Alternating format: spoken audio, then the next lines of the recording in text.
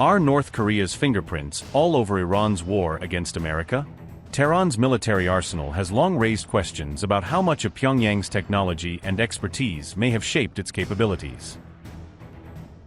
Iran's missile arsenal is believed to have benefited from North Korean technology and know-how, potentially giving the US another threat built from Pyongyang's own military playbook. From the Qiam to the Shahab 3, Iran's missile development has been linked to North Korean technology transfers, creating a connection that stretches back decades. Iran's intermediate-range ballistic missile capabilities have also drawn comparisons to North Korea's Musudan program, raising questions about how deeply Pyongyang's technology may run through Tehran's arsenal. The North Korean connection may not stop with missiles, with reports and historical links also pointing to technology and designs that could have influenced Iran's fast attack boats and miniature submarines. So why is Iran proving so difficult to destroy? Its sprawling underground facilities and hardened military infrastructure bear striking similarities to the survival strategy perfected by Kim's North Korea. Iran's missile, drone, and naval capabilities have long been linked by analysts to technology and expertise that originated in North Korea, reflecting decades of military cooperation between Tehran and Pyongyang. That cooperation dates back to the 1980s, when North Korea supplied Iran with Scud missiles, providing Tehran with an important foundation for developing its own ballistic missile capabilities. Pyongyang also reportedly sent missile components and technical personnel to Iran, helping Tehran establish production facilities and develop the expertise needed to manufacture missiles domestically. Iran subsequently built on that foundation to develop its own Shahab family of missiles, according to a report published by 1945, gradually expanding its indigenous missile capabilities. Experts have said Iran's Shahab 3 missile is derived from North Korea's Nodong medium-range missile, highlighting the technological connections between the two countries' missile programs. Iran's Qiam ballistic missile has also reportedly been linked to North Korean assistance, further underscoring the historical role that Pyongyang's technology transfers played in Iran's missile development.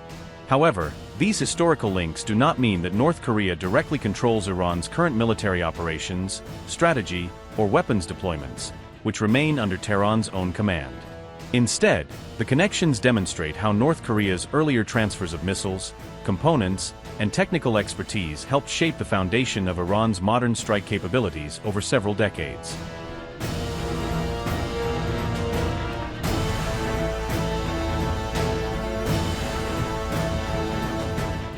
North Korea is reported to have transferred around 150 Nodong missiles to Iran during the 1990s, giving Tehran access to an important medium-range ballistic missile technology that would later influence its own missile development. Iran then reportedly used North Korean components, technical assistance, and acquired expertise to build up domestic production capacity, gradually reducing its dependence on direct foreign missile imports. Iran's Emad and Ghadr missiles are widely assessed by analysts as part of a broader family of systems derived from the North Korean Nodong design, although Iran has continued to modify and develop these missiles domestically. Iran's Khorramshahr missile has also frequently been linked by analysts to North Korea's Musudan design, highlighting the broader technological connections that have shaped parts of Iran's ballistic missile program.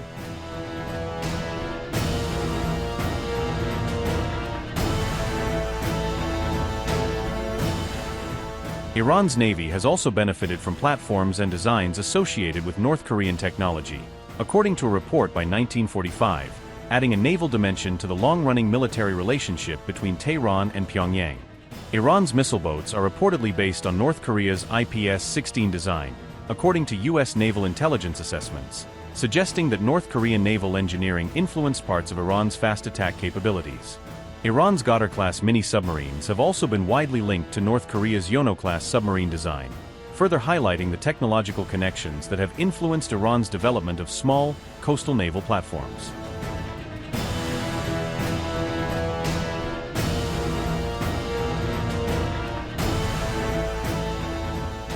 Reports have long alleged that North Korea provided technical support connected to Iran's underground military and nuclear-related facilities, although many of these claims remain difficult to independently verify.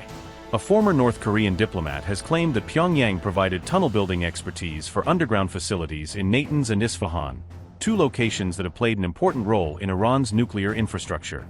Analysts have also pointed to reports suggesting that North Korean expertise may have contributed to the hardening and construction of Iran's underground sites, potentially helping Tehran protect sensitive facilities from external attacks.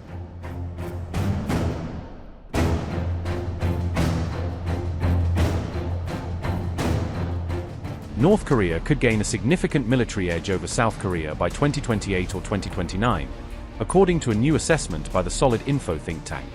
The report said Pyeongchang's rapidly expanding military capabilities are being strengthened by its growing strategic ties with both Russia and China. According to the think tank, fast-growing domestic arms production combined with foreign technology transfers could fundamentally transform North Korea's military capabilities.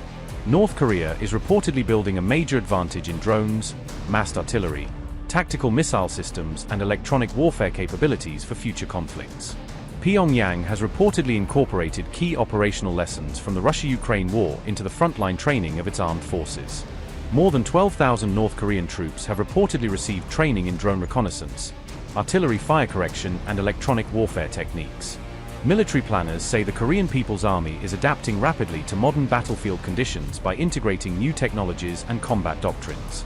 North Korea has significantly expanded dedicated drone production and testing infrastructure across multiple military and industrial facilities throughout the country. A major unmanned aerial vehicle complex now reportedly includes research institutes, assembly plants, and flight testing infrastructure to support future production. Satellite imagery reportedly shows newly constructed drone assembly buildings designed to sharply increase North Korea's unmanned aircraft manufacturing capacity.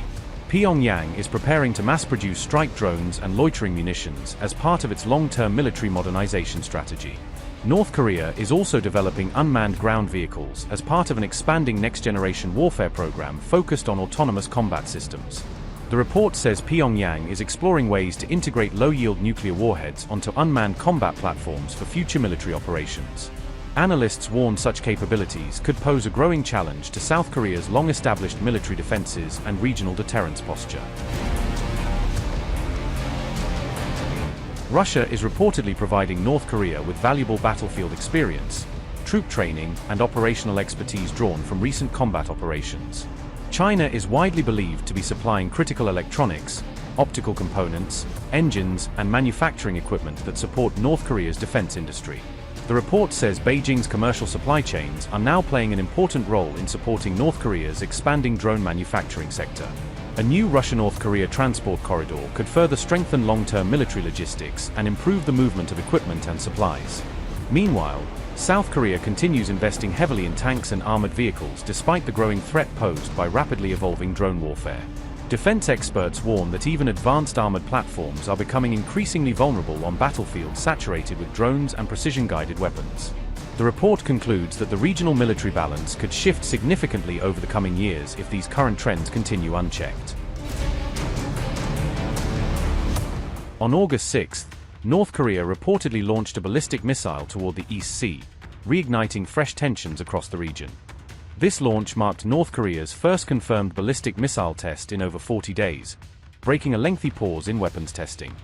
According to South Korea's military, the missile was fired from the Wonsan area on the country's eastern coastline.